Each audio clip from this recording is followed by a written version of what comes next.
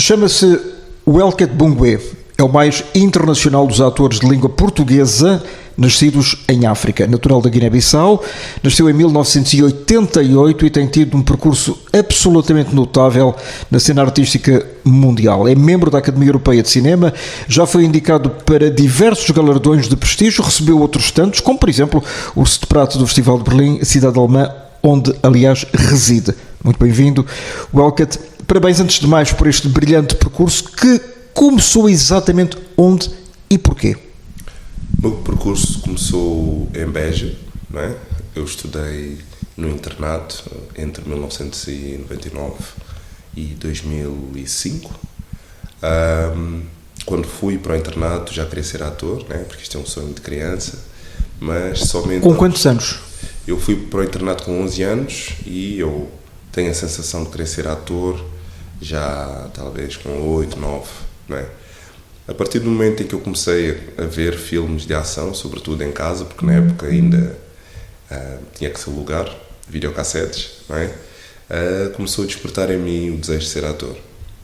Mas de facto era uma realidade muito distante, porque não havia referências vivas, evidentes, próximas, não é? De personalidades que perfilassem com o mesmo fenotipo,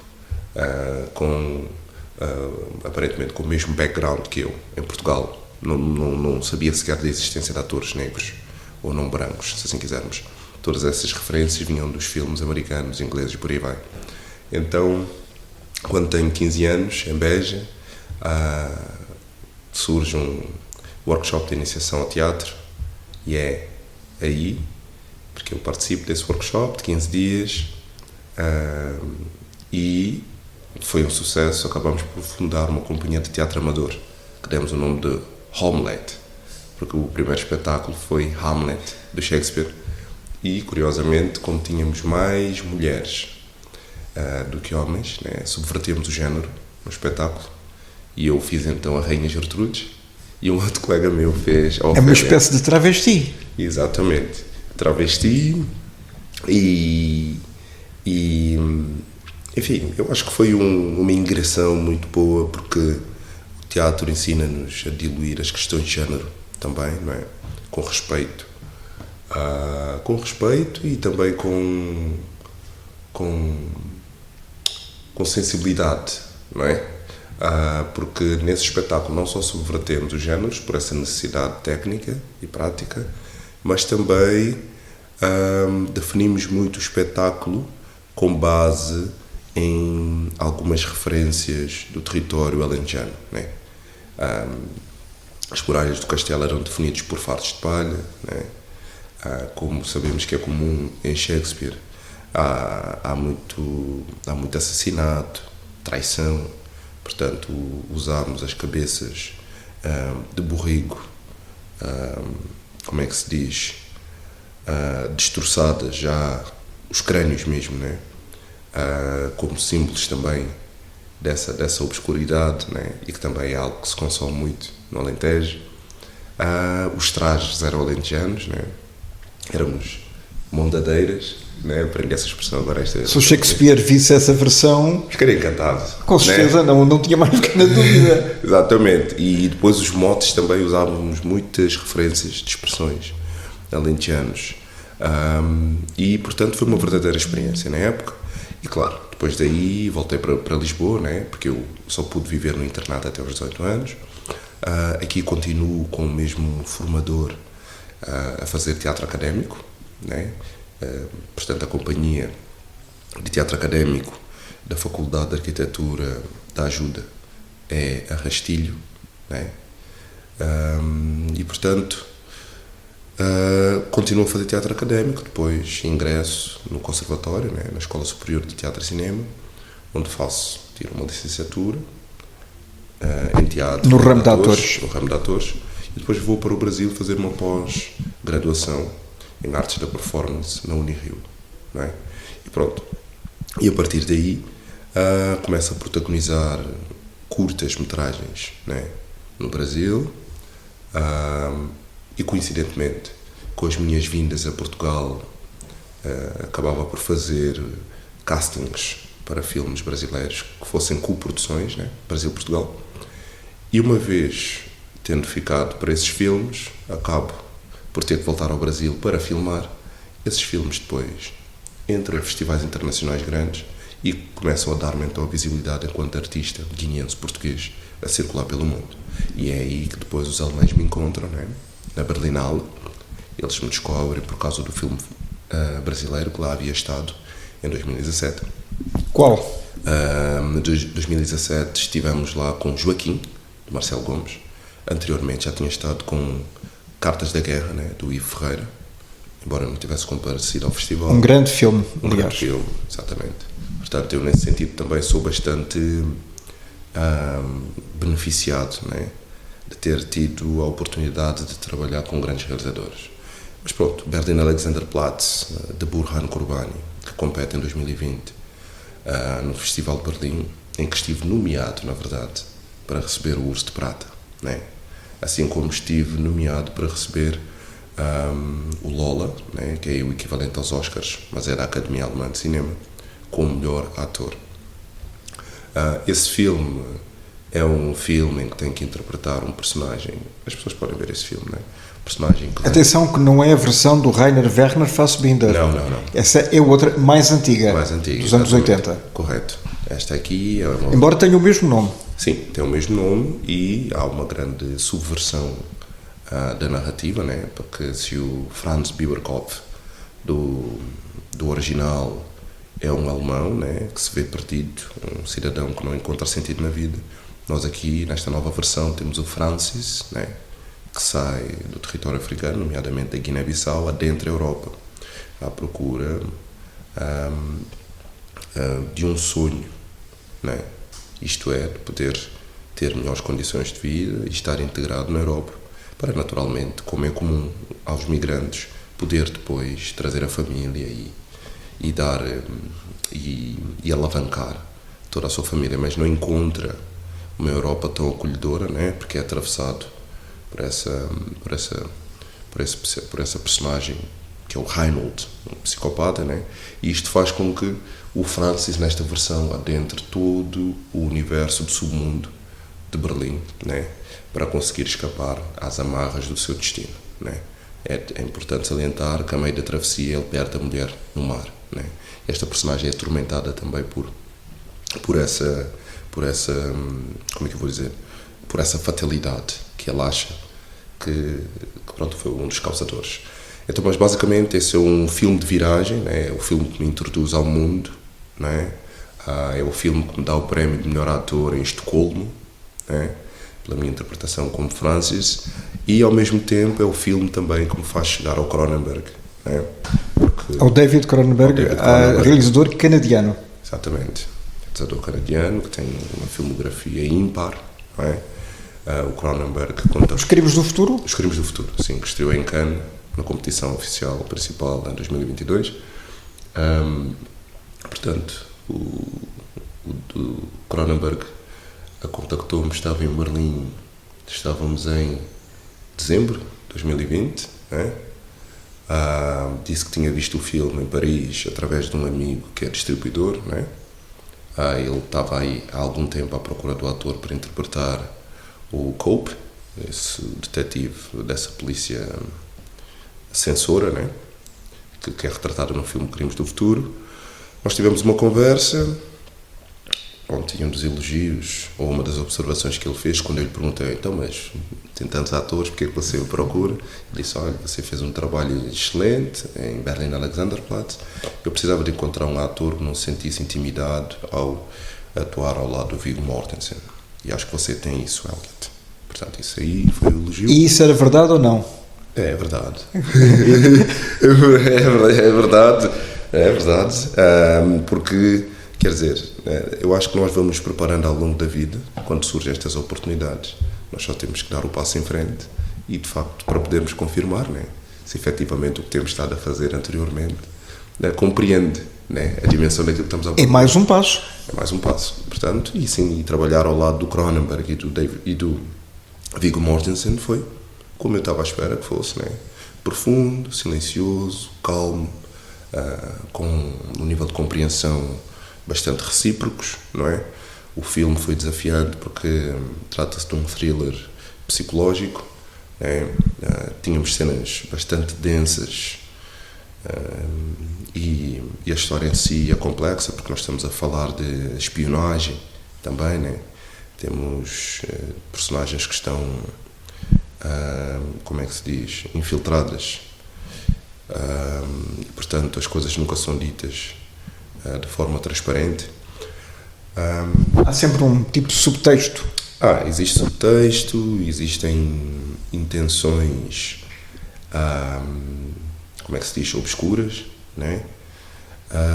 Porque estamos a falar aqui de na história, no Crimes do Futuro, né? Estamos a falar num momento em que os órgãos dos seres humanos estão-se a desenvolver de forma desenfreada, né? E esta divisão policial ainda acha que isso é uma bizarrice, mas a grande verdade é que é o corpo a adaptar-se às condições estéreis e muito, diria eu, pouco ecológicas em que estamos a viver, não é? E, portanto, é como se fosse um milagre que vem de um lugar um tanto inumano para a nossa realidade, mas é de facto isso que nos permite continuar a avançar. E, portanto, esta divisão onde pertence Cope, o meu personagem, não quer que o mundo entenda isso, apesar do Tenser, né, que é o personagem do Viggo Mortensen, ser, em certa medida, um dos primeiros seres a ter esse tipo de capacidade. Né? Portanto, E quem não viu o filme, por favor, descubra-o. Sim, eu acho que sim. Eu acho que o filme está em várias plataformas. Amazon Prime e várias outras plataformas. Então, isto aqui para, assim, sumariamente responder à tua pergunta, estes são alguns pontos de virada, né, que levam a que o meu trajeto artístico seja entendido nessa dimensão que descreveste no início.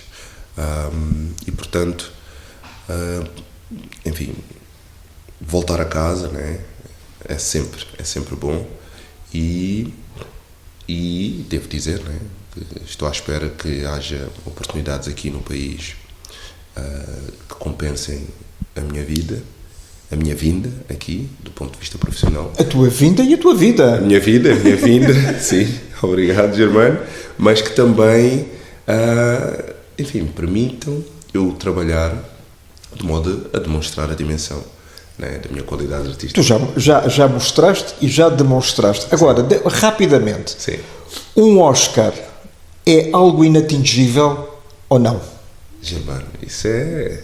Eu sei que é a pergunta de $1 milhão, não é? Não, isso é atingível, sim.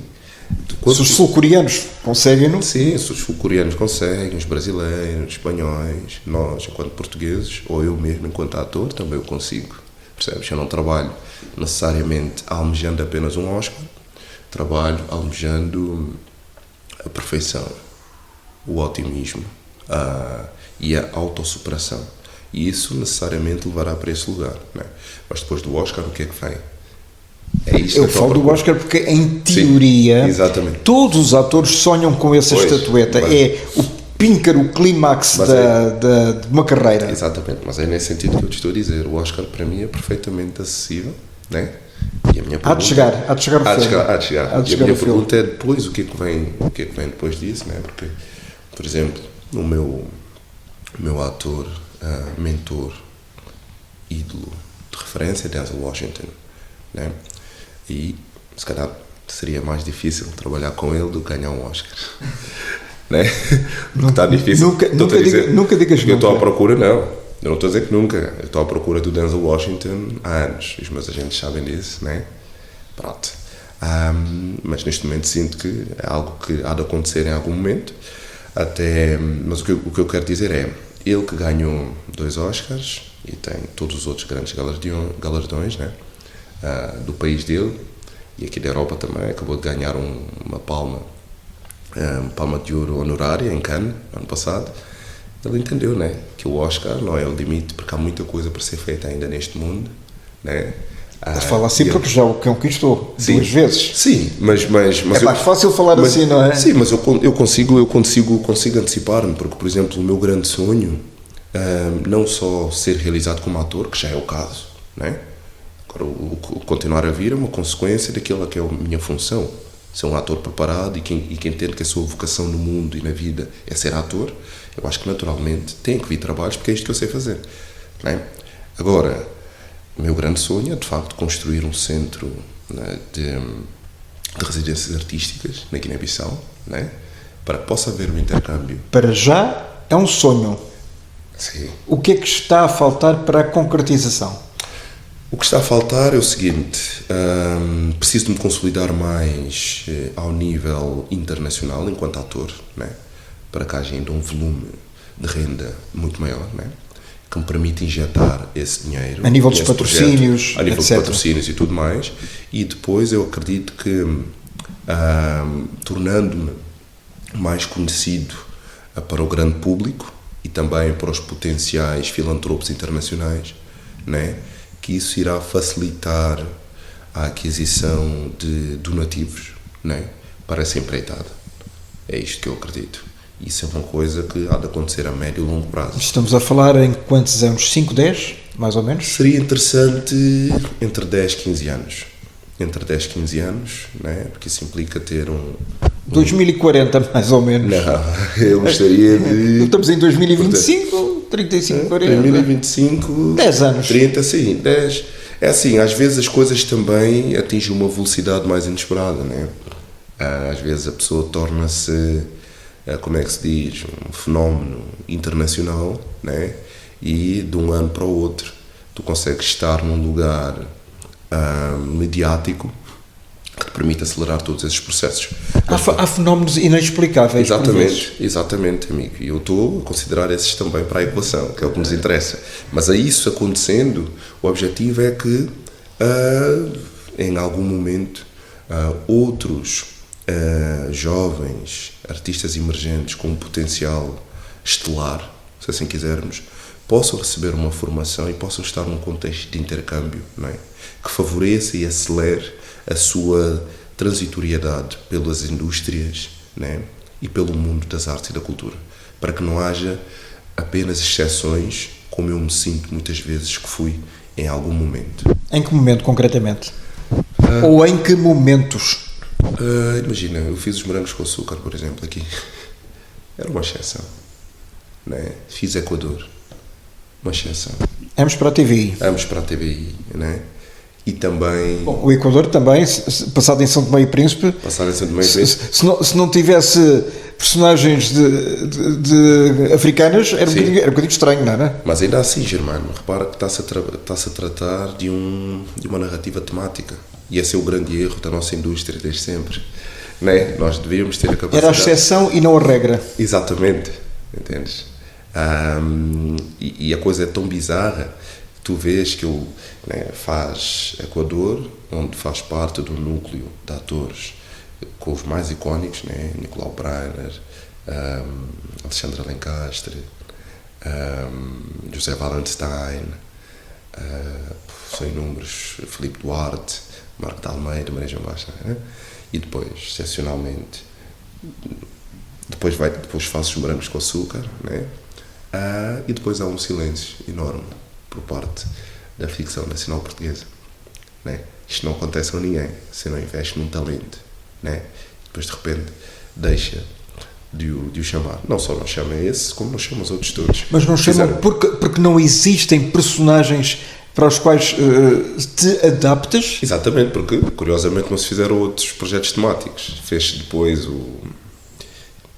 aquele grande fenómeno que se fez em Angola, a novela para a TV. A Fazenda? Não, antes. Antes? Né, com... A Fazenda é mais recente. A Fazenda é mais recente. Antes, a Pérola, Joia de África. Joia de África. Joia de África. Pronto, foi um sucesso, né? E pronto, filmava-se em Angola. Era necessário que houvesse personagens, atores afrodescendentes. Lá vais. Mas pronto, entendes? Mas, ou seja, basicamente o que eu quero dizer é, para o bem e para o mal, sinto que fui muitas vezes uma exceção, né? E, neste momento, essa exceção ela teve que se tornar também notória, né? Quando eu digo isto, significa o quê? Significa que a exceção é porque existe mesmo excelência, existe um certo brilhantismo, que é consequência do meio onde se está e das circunstâncias em que se é obrigado a desenvolver esse músculo de resiliência, né? Então isto fez com que eu tivesse que aprender 5 ou 6 línguas e hoje trabalho na Alemanha, no Brasil, na Bélgica, em Portugal, na Guiné-Bissau e vou para o Brasil, como foi agora recentemente, fazer filmes em que tenho que falar latim ou francês, como foi para o Projeto Psique. Para a Globoplay? Não, esse filme ainda não saiu, que é Nova Eden, né, com Ali Muritiba, né? E Psica foi para a Netflix. Com 2 Cs. Exatamente, né? E Reencarne, né, que saiu agora na Globoplay. Então, basicamente esta exceção evidencia-se hoje em dia e nós podemos celebrar isso, mas é fruto deste ambiente onde cresci, né, artisticamente falando. Então, a criação de um centro de residências artísticas com as várias disciplinas, né, que pudesse haver na Guiné-Bissau, cujos intercâmbios seriam fomentados para que artistas consagrados do estrangeiro fossem à Guiné-Bissau dar formação para esses artistas em formação e vice-versa, que eles depois saíssem de lá para vir para a Europa, para poderem ser vistos e participarem em trabalhos, faria com que ao longo da sua formação fossem entendendo as implicações de se estar no estrangeiro permanentemente, perceber a importância de termos que nos capacitar com línguas e com habilidades, né? Para que nós depois profissionalmente consigamos integrar mercados que não sejam unicamente lusofalantes ou que não sejam unicamente, por exemplo, na Guiné-Bissau, que neste momento não tem uma indústria, mas também que não depende unicamente de Portugal. E assim sendo, acho que em algum momento esses corpos não seriam excepcionais e seriam sim o fruto do investimento feito de raiz com proveniência na Guiné-Bissau. Esse é o meu grande sonho. Esse sonho, portanto, não é de todo irrealizável. Resta saber quando é que isso poderá acontecer. Só uma pergunta. Tu nasceste na Guiné-Bissau. Com quantos anos é que vieste para Portugal? Eu nasci na Guiné-Bissau em 88, cheguei aqui em fevereiro de 91. Sensivelmente 3 anos. Com 3 anos, portanto. Mas consideras-te guineense à mesma? Ou luso-guineense? Guineense português, né? Eu passei mais anos aqui do que passei na Guiné, né? E portanto é inextricável, né? A cultura portuguesa na minha gênese, não é? Tanto que trabalhar em língua portuguesa é uma coisa, trabalhar em português do Brasil é outra, traz muitos desafios. E trabalhar em dialeto? Crioulo. Em crioulo. Também é desafiante, percebes? Porque, por exemplo, este ano já estive 2 vezes na Guiné-Bissau. Estive primeiramente com a minha companheira, né? Enfim, estou a ir para a Guiné-Bissau, felizmente, desde 2019. Ou seja, 27 anos após eu ter saído da Guiné, né? E desde então estou indo regularmente. Seja por motivos profissionais ou seja por motivos pessoais. Então, ao passar tanto tempo por lá, né? Com estas idas interruptas, né? Fui percebendo o nível de crioulo que eu falo, né? Que eu diria que é um crioulo europeu, né?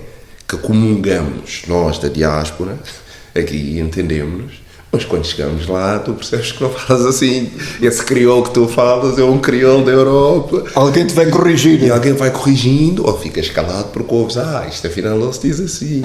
Ou então ouves determinadas palavras que sabes, mas nunca ouvi isto. E porquê que isto é importante? Porque os meus pais viveram mais anos na Guiné e nós viemos para cá. Mas neste contexto tu não os ouves falar sequer aquelas expressões, né? Eles podem falar entre eles, mas tu não presencias discurso em que escutas aquelas palavras. Então, e é mais derradeiro quando tu tens que fazer traduções do português para o crioulo, né? Mentalmente. Não, é por escrito. Por escrito, né? Por escrito, às vezes já tive que fazer complicado, para filmes e tudo, sim. Porque eu tenho um filme que se chama Memória, né? Que estreou aqui em 2022.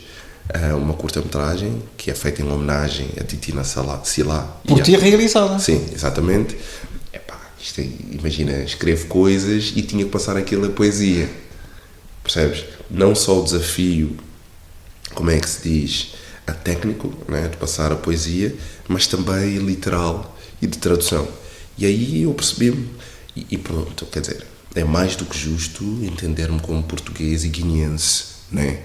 Porque se há coisa que eu aprendi é não entrar nesses falsos problemas, né? De tentativa de identificar o indivíduo com base no culturalismo nacionalista, entendes? Porque isso, para mim, separa-nos mais do que nos aproxima, não é? Até porque na condição de um artista em trânsito permanente, eu não poderia levar isso comigo, porque senão toda vez que eu chegasse a um lugar teria que estar a pensar que sou de fora, mas eu não me vejo assim, né? Eu sou daqui também e o que é daqui chega até mim, portanto diria eu, um exercício de contágio, né? De contaminação recíproco, né? Então, portanto, entendo-me como português, guineense, brasileiro, alentejano. E diz-me uma coisa, algum jovem ator ou potencial ator te coloca questões no sentido de eu estou na Guiné, sou guineense, o que é que eu devo fazer pela minha carreira? Isso já aconteceu, inclusive quando lá estive, né, que dei workshops no Espaço Urgente. Né? Quais são assim as questões mais prementes e mais constantes que são colocadas? Eu acho que eles perguntam-me sobretudo como é que eu posso contar uma determinada história através do cinema. Eles têm esse desejo. Nós sabemos que vivemos... É melhor começar pelas curtas-metragens. Começar pelas curtas-metragens ou então pela captação de imagem com dispositivo móvel, né? Só que eu acho que as pessoas não têm uma noção plena do que é que implica ir entre a ideia e a realização do objeto ou da intenção, né? E portanto eu tenho que lhes dizer, quer dizer, vocês têm que ler muito e têm que perceber o que é escrita de roteiro, por exemplo, porque isso é importante, né? Há técnicas. E depois, técnicas, exatamente, e depois perguntas, como é que sobrevives lá fora, como é que vives, né? E aí é mais difícil para explicar-lhes, né? Porque isso tem a ver com a mundividência também, né? Quando se vive em lugares em que existe um conservadorismo e uma passividade grande no que toca a ser-se guineense, porque tu quando vais à Guiné-Bissau tu entendes, né? Há um certo apego aos tradicionalismos e ao modus operandi, né? Mas há pessoas que querem transpor essas barreiras invisíveis, né? E quando se é jovem, não se tem recursos financeiros ou não há referências próximas de pessoas que possam exercer o tipo de função que eles almejam na sociedade, fica difícil. E agora imaginar viver num país como a Alemanha, por exemplo, ou viver num país como o Brasil, que é vasto, ou então se quer crescer em Portugal e passar daí e estar também em paz com todas as questões que o país ainda tem, cria bastante curiosidade nos jovens. Isso são das perguntas que me fazem. E aí eu tento explicar o que é que eu entendo. Para eles é uma coisa, algo irreal. Algo irreal, sabes? Porquê? Porque imagina, se de início sentem que pode haver barreiras restritivas do ponto de vista linguístico, se não dominas o português, como é que eu vou me fazer entender numa outra língua que não seja portuguesa? Ou seja, é preciso que se crie ali possibilidades de existir, né, que faça com que as pessoas se entendam completas, mesmo não tendo saído da Guiné-Bissau, primeiro que tudo. Ou seja, é preciso que se encontrem ali infraestruturas e plataformas em que estes jovens, né, possam entender que vão ter um lugar onde acessar a informação que as capacite e que as empodere mentalmente, onde poder expressar criativamente aquilo que têm para dizer e também onde poder discutir essas questões sem que se sentam apartados ou estranhos pela sociedade, né? Porque quando nós falamos da possibilidade de existir em plenitude, não é? No ramo da arte e no ramo da cultura especialmente. Isto significa haver, para já, um grande sentido de aceitação, de autoaceitação, não é? Perceber que às vezes as limitações do indivíduo são justamente o que faz dela ser especial e, portanto, necessário para um mundo mais plural e diversificado, né, dos corpos que ali existem. Perceber que as questões da língua são superáveis, né, porque é uma questão de treinamento, é uma questão de se colocar também nessa situação, né, e temos um território em que há muito expatriados, migrantes de todos os lugares, né, e depois, por outro, perceber que a linguagem artística ou criativa de cada um é individual e é necessária para esta grande sopa cultural e artística. Só que se as pessoas não conseguirem sentir legitimidade e uma validação, quer seja pelos formadores ou pela família, elas vão se retrair e não vão conseguir trazer isso para fora. E o que é que neste momento a sociedade ou os responsáveis culturais estão a fazer pela cultura guineense? Em Portugal posso dizer que muito pouco. É o mesmo que acontece na Guiné-Bissau? O que é que se está a fazer relativamente ao povo guineense, nesse sentido, não é? Se em Portugal se faz pouco, eu entendo que queres dizer que se poderia fazer mais, não é? Então, até porque de vez em quando há Ministério da Cultura num governo, depois deixa de existir, passa para uma Secretaria de Estado. Sim. Portanto, há aqui uma desclassificação deste elemento da sociedade tão importante que é a cultura. Exatamente. Portanto, na Guiné-Bissau, eu acho que estamos numa situação precarizante há muito tempo, não é? Embora há um esforço constante, invisível,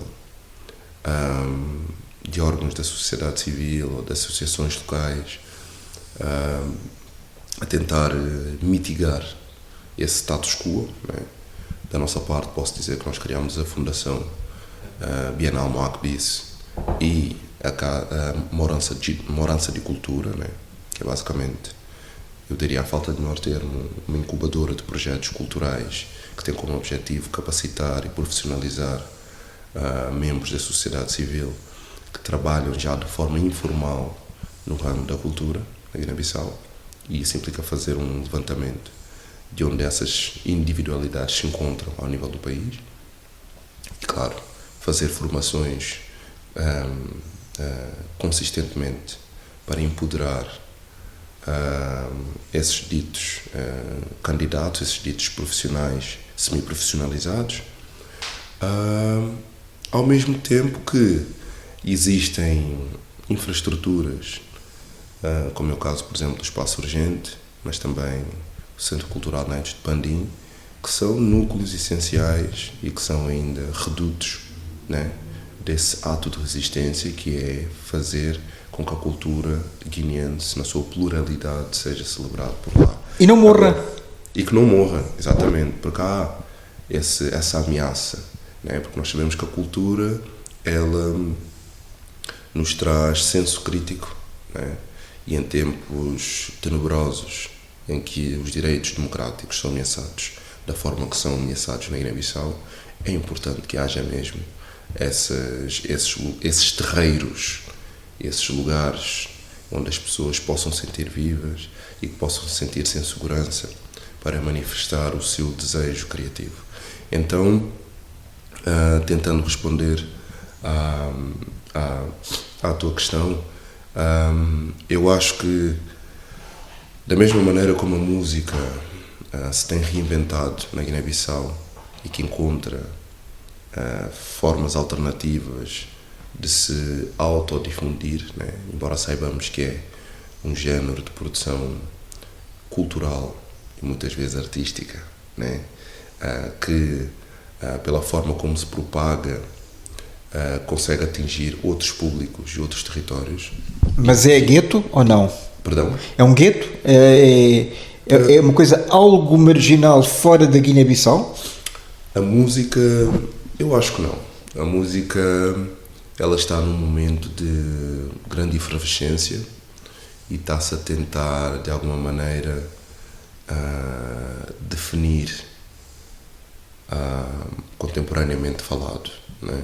Contemporaneamente falando, porque temos mesmo estilos musicais tradicionais guineenses que se têm reinventado, mas também temos outros que foram importados de outras culturas, de territórios africanos, mas que os jovens estão-se a apropriar, e eu acho que se lhes dermos mais tempo, eles conseguirão dar uma maior consistência do ponto de vista de produção, mas do ponto de vista do liricismo também, que a música deve trazer. Né? Um povo culto é um povo que pode ameaçar os poderes? Um povo culto é um povo que pode criar tensão aos detentores do poder num país. Né? Essa tensão pode ser vista como uma ameaça, essa tensão pode ser vista como um manancial para aprimorar o exercício da governança. É isso que eu acredito. E não mais do que isso? Portanto, mais do que isso, porque... Ou existem outros papéis para além desses? Existem, muitos mais, né? Quer dizer, a cultura, enquanto espaço que produz convivências sociais, pode produzir muita cura. E fazem pensar de outra forma. Exatamente, fazem pensar de outra forma, geram outros entendimentos de si e sobre si, enquanto parte de uma sociedade coletiva, né? Porque os problemas de governança que nós temos no país, ou consequentemente questões do foro social, ambiental, administrativo, são problemas que têm a sua origem talvez na inépcia dos governantes, né? Porque infelizmente uma grande parte não tem formação para lá estar e para exercer os cargos onde são colocados. Isso é complicado, né? Mas essas pessoas têm famílias e essas famílias devem ter algumas pessoas conscientes e consequentes. Então a grande questão é perceber se essas pessoas dialogam entre si e se existe uma honestidade familiar e consequentemente nacional, né? Para entender que se queremos direcionar-nos e avançar num determinado sentido, que essa solução não partirá unicamente por parte da classe política ou da elite política ou da elite empresarial que lá está, né? Nós temos de trabalhar em conjunto com a classe artística e com os fazedores da cultura, né? Para perceber como é que um país pode ter orgulho de ser o que é, com as suas virtudes e com os seus pesares, porque todos os países têm problemas. Agora, não há países perfeitos. Não. Tu tens um olhar diferente a partir de Portugal ou da Alemanha do que se vivesse na Guiné-Bissau, onde nasceste? Naturalmente. Por isso é que eu me atenho a estas questões de naturalismo culturalista, né? Nacionalismo culturalista, perdão, né? Porque permitir-se atravessar por um olhar multicultural ou multiculturalizado é importante, porque faz com que nós possamos encarar as questões, neste caso da Guiné-Bissau, com um maior sentido crítico, né? Porque eu não posso falar apenas a partir do lugar de um guineense, porque eu não sou unicamente guineense culturalmente falando, eu sou também português, sou alemão e por aí vai, como eu disse. Um homem do mundo. Um homem do mundo. E a Guiné merece ser tratado e entendido com toda a dignidade que seria cabível em qualquer parte do mundo, né? Por isso é que nós não podemos ser passivos e adotar ou ser permissivos com algumas manigâncias e alguns habituês, né, que operam no território da Guiné-Bissau, caindo nesse lugar que é o mais susceptível, né, que é um certo cansaço, né, de que a Guiné-Bissau não há de ser da cepa torta, ou que as bizarrices que acontecem no lugar, ou os atropelos, ou os atentados aos direitos humanos e civis que acontecem na Guiné-Bissau, são característicos do país que temos, né? O que eu quero dizer é, naturalmente, estando a viver fora, eu tenho um olhar mais, diria eu... Universal? Mais universal, mas também localizado para algumas especificidades que a Guiné-Bissau apresenta, né? Porque senão seria injusto tentar compreender o lugar. Só que existe um desejo, como é que se diz, de procurar fatores que diferenciem a Guiné-Bissau a partir de um lado positivo, que eu consiga enxergar e que se calhar quem estiver lá, por estar tão envolto das coisas menos boas que lá operam, não conseguirá ver com a mesma clareza e com a mesma esperança que eu tenho, né? Então, resta-nos continuar a falar, resta-nos continuar a falar sobre a Guiné-Bissau com sensibilidade, com um senso de esperança, mas também com uma certa objetividade quanto ao potencial e quanto às coisas boas e possíveis de existir que ocorrem na Guiné-Bissau. Eu estive lá, tenho estado lá todos os anos e, apesar de toda a névoa política que existe quanto à Guiné-Bissau, eu acredito que é um país que terá futuro, né? E que pode ter futuro. E é um país que pode ser amado. E que não tem só presente e passado. E que não tem só presente e passado, né? Aliás, temos que ver que passado é que queremos falar. Existe um passado pré-colonial também, que foi apagado e que está esquecido. Que é um passado empoderador, é um passado que... Dos balantas, etc. Exatamente, das etnias nativas que lá estavam, né? E apesar daquele território ter pertencido ao dito Império do Mali, havia uma relação interétnica, não é? Que permitia uma coabitabilidade, né, entre as diversas etnias, consequentemente entre os diversos saberes e culturalismos que habitavam aquele território e que ainda habitam. Apesar de que sabemos que o tribalismo, né, e o fundamentalismo religioso que se sente na Guiné-Bissau hoje em dia, de alguma maneira tenta dissuadir as pessoas dessa percepção. E se o colonialismo veio simplificar as identidades e as culturas, essa lógica, né, que é assim uma ameaça no nosso país neste momento, do tribalismo e do fundamentalismo religioso. De que é que algumas pessoas têm medo? As pessoas têm medo de ser apagadas e não pertencerem do lado repressor mais forte. Não querem estar no oposto, né? E, portanto, acabam por assumir posturas iníquas, né? Sob a égide da sobrevivência e de não passar de mal a pior.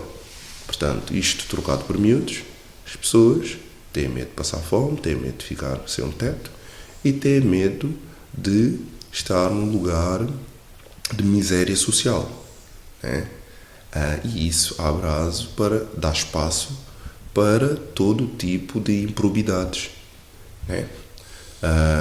Mas o que eu quero dizer é a Guiné-Bissau, enquanto país multiétnico, né, com uma diversidade ecológica incrível, excepcional, e esse país já foi chamado em tempos a Suíça da África Ocidental, né,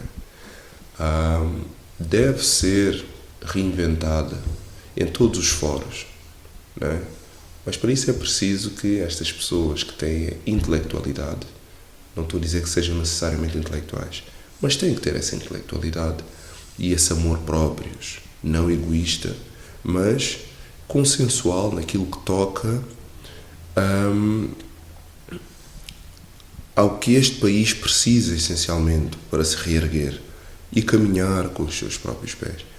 Porque o que não falta são pessoas formadas, o que não falta são talentos por descobrir, mas também talentos. Quadros qualificados existem também.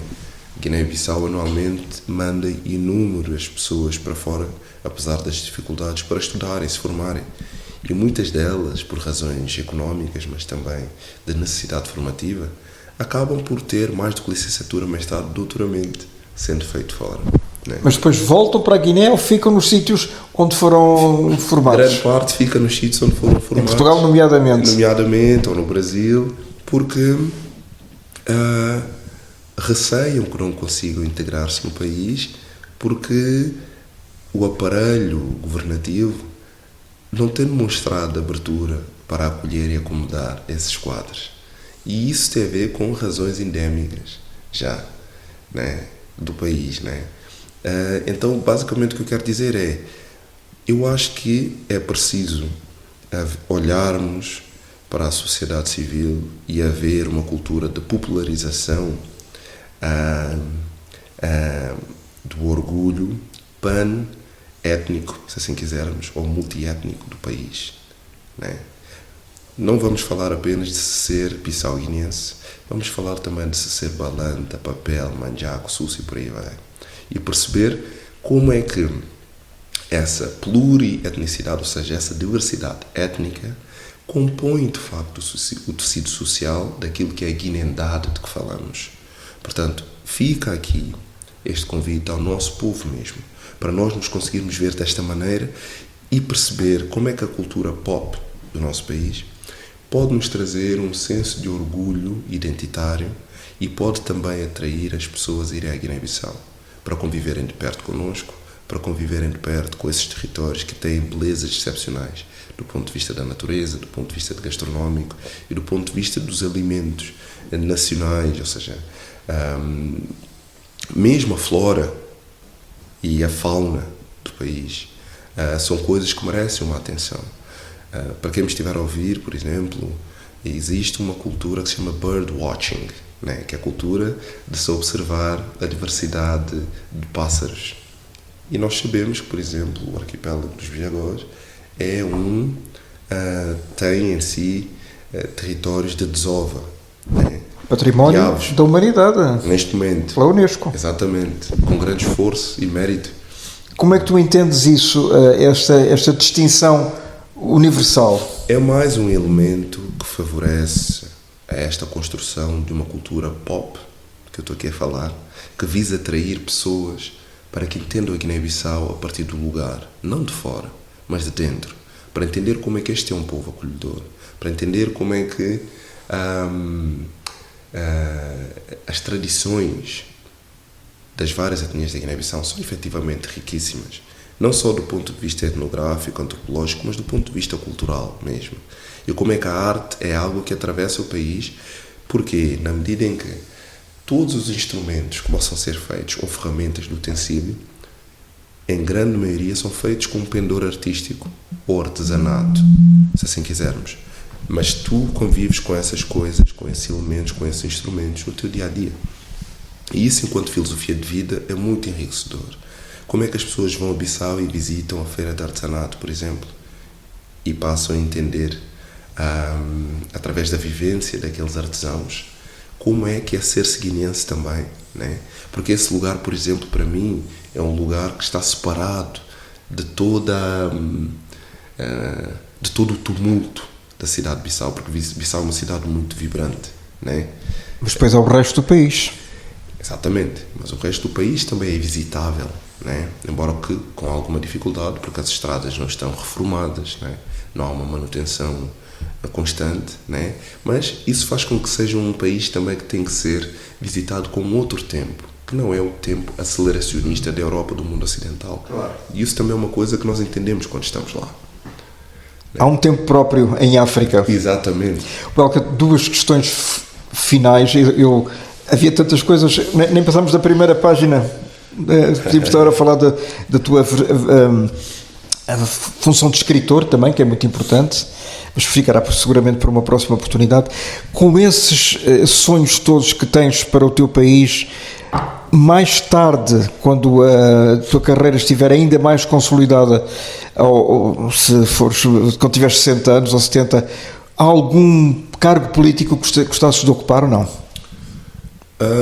Eu acho que ser-se artista comprometido com a causa do país ou com a causa da criação da arte com senso crítico, né, é efetivamente político o suficiente para o indivíduo, né?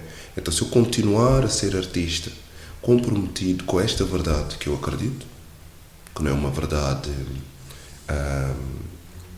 que não se trata de uma verdade dogmática, trata-se de uma verdade que está baseada no que eu sinto, do ponto de vista daquilo que é necessário, daquilo que é bom para mim e para os outros.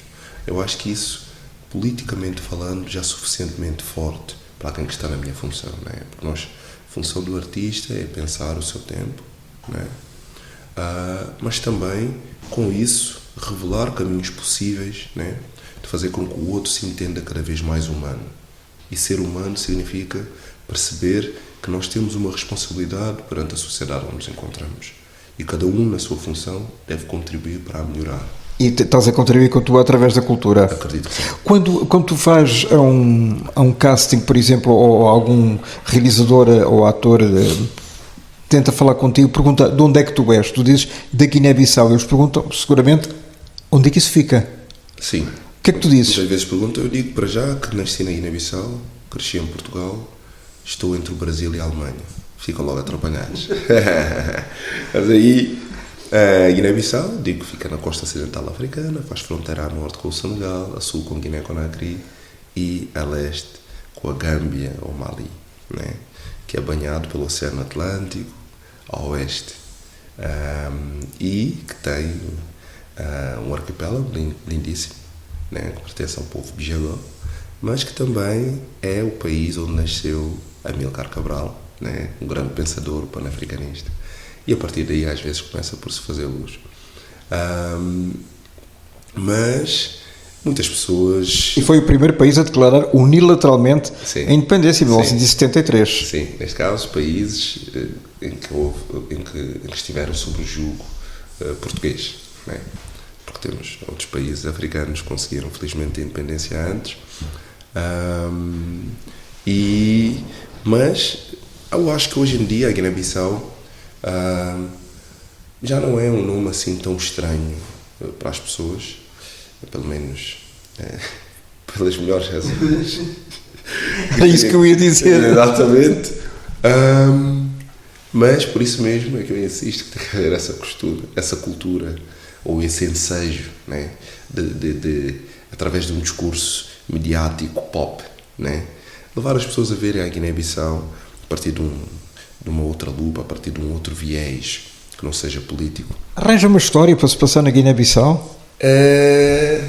Sim, não, tenho, quer dizer, imagina, eu estive agora no DOC Lisboa e tínhamos 3 filmes feitos lá. O Riso e a Faca foi feito lá. Olha, o Riso e a Faca retrata muito bem essa Guiné pop, né? Que eu acredito. Tão desconhecida ainda.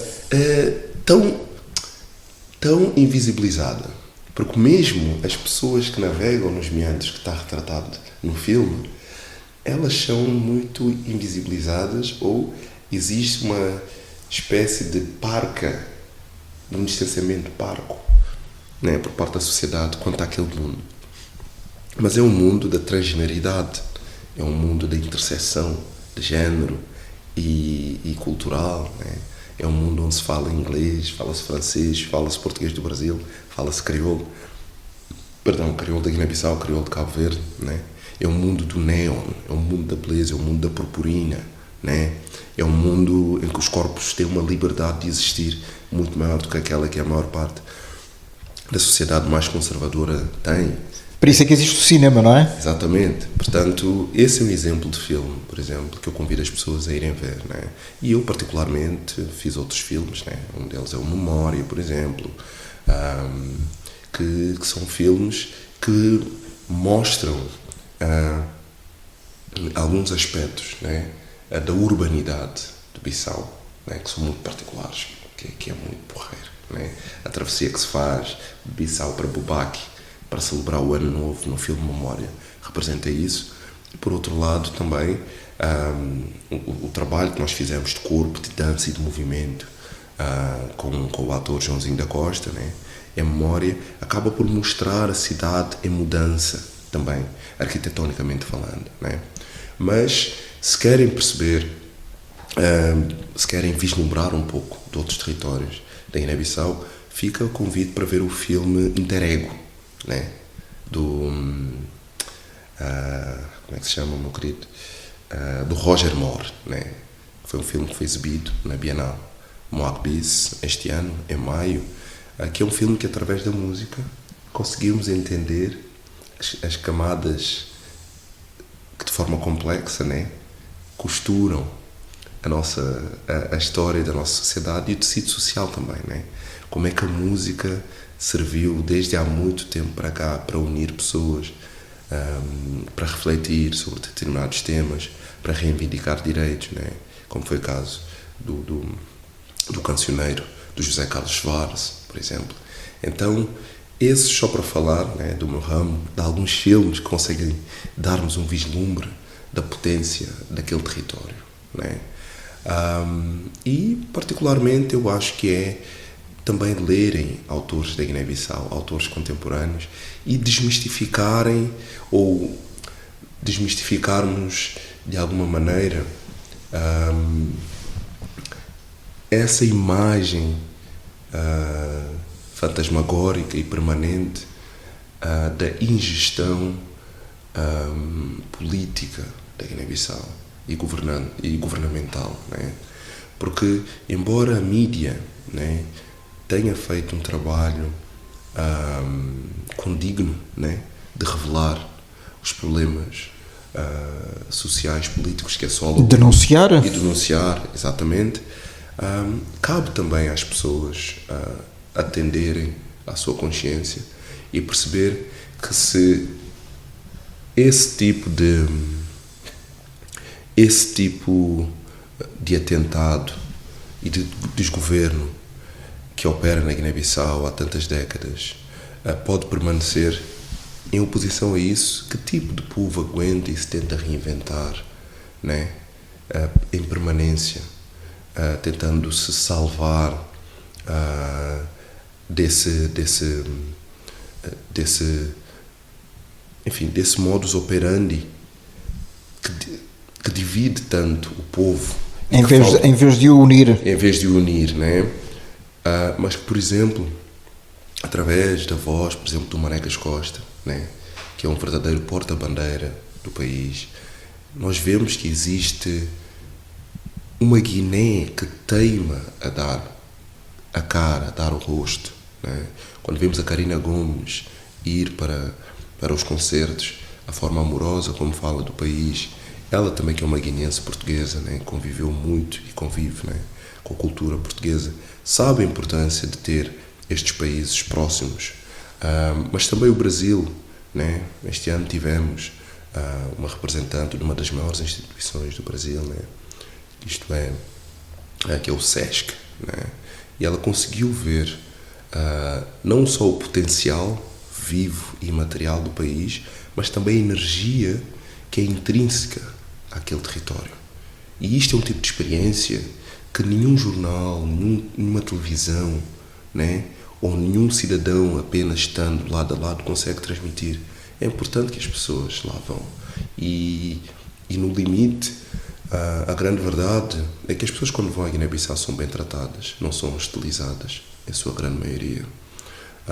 E estamos a falar numa relação do povo com as pessoas que visitam o país. E isso vale ser amplificado e tornado mais visível, porque eu acho que somente as pessoas que se sintam bem tratadas e acolhidas na Guiné-Bissau é que poderão desmontar esta ideia prevalente. Por dentro. Exatamente. Estamos a poucas semanas de haver, uma última questão, a realização de eleições presidenciais. Depois das mesmas acontecerem, auguras um futuro diferente para a Guiné-Bissau? Vou-te ser muito sincero, Germano.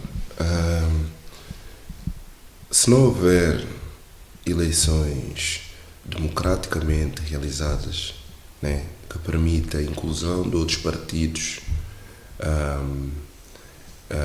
concorrentes, não se pode falar de eleições democráticas, né? O país e a Comissão Nacional de Eleições estão muito fragilizados. Eu acho que não tem uma credibilidade que faça com que as pessoas consigam olhar para estas eleições e acreditar que aquele que for mais votado pelo povo guinense é consequentemente aquele que merece estar no poder. Agora, se o nosso país poderá ir para um lugar melhor, isso sinceramente só Deus sabe. Eu gostaria que isso estivesse nas nossas mãos. Agora, a intenção de fazer com que o país contorne, a meu ver, este impasse em que estamos, que é um impasse que tem que ver com a inexistência de instituições autónomas no país, este impasse tem a ver com o facto de estarmos semanalmente, se não diariamente, a presenciar situações de violência contra os direitos inalienáveis de qualquer cidadão, né? Ou seja, estamos a assistir permanentemente a atentados aos direitos humanos no país. O facto da fome estar a assolar muitas pessoas no país, especialmente em territórios onde a mídia não chega, né? Mas sabemos que estão a ocorrer. E também o facto de haver recursos no país que estão a ser cedidos a outras empresas, a outros conglomerados, de forma desmedida, são problemas que foram causados durante um determinado período, durante um determinado tempo de governança e que precisam ser observados com gravidade, né? Então, independentemente das eleições que nós tivermos, estas são questões que o país terá que lidar com as quais o país terá que lidar. E ao fim do dia, a grande pergunta é perceber se houver pessoas que não consigam abandonar esse lugar, porque são efetivamente guineenses, têm que permanecer no país, com que recursos, com que assistência é que essas pessoas se reinventam, que tipo de resiliência é que têm a capacidade e a elasticidade de sobreviver a tudo isto, não é? Perante este cenário, o que é que significam eleições para o povo guineense neste momento? Vai acontecer simplesmente porque temos uma Constituição que tem que ser cumprida. Vai acontecer para reafirmar o desagrado do povo guineense neste momento. Enfim, a minha questão fica: o que é que importa neste momento termos eleições? Ainda mais as eleições serem executadas neste cenário em que há partidos que neste momento estão impedidos de poderem concorrer por razões duvidosas ou aparentemente injustificadas com profundidade. Eu continuarei a fazer a minha parte, que é falar de forma construtiva, mas sobretudo falar a partir desse lugar de alguém que convive com aquele povo de perto e de alguém que se permite adentrar com profundidade naquilo que é o devir social, o devir da produção cultural e artística da Guiné-Bissau. Porque eu acho que só isso é que nos pode salvar. Se nós, intelectualmente e culturalmente, do ponto de vista social, socialmente falando, a nossa cultura precisa de conseguir resgatar-se para que possamos ter um nível de autoestima e um nível de entendimento que nos permita olhar com massa crítica, mas com um certo senso de progresso, aquilo que são as várias tecnologias do humano, as várias acepções de se ser guineense, e perceber como é que nós podemos reinventar a nossa economia, né? Porque nós temos uma economia que é informal. Como é que nós podemos sistematizar isso, né? Como é que nós podemos consumir a produção artística e cultural do país de uma forma acessível, mas que faça com que internamente possa se tornar também como é que se diz, numa economia de produção cultural, né, que consiga distribuir renda para todos os intervenientes, né? Como é que nós podemos conseguir criar fontes de empregabilidade, né, mesmo que não sejam com contratos permanentes, né, mas que faça com que os indivíduos, ao receberem dinheiro dessas fontes, né, consigam aplicá-la em algum tipo de investimento conjunto comunitário, não é? Que sirva ao povo, por exemplo, do ponto de vista de acolhimento emocional, psicológico ou que lhes atribua algum tipo de assistência a bens domésticos, bens alimentares ou de uso diário, entende? Ou seja, como é que nós, enquanto sociedade, que é difícil, né? Porque há muitos entraves, especialmente governamentais, né? e burocráticos, mas eu acho que a única maneira seria reinventar um país que não dependesse desta coisa que se chama de democracia constitucional, né? Porque estamos há muito tempo a viver sob essas premissas e isso passou-se a ser uma crença, um idealismo. E Guiné-Bissau precisa de se reinventar nesse sentido. Muito obrigado.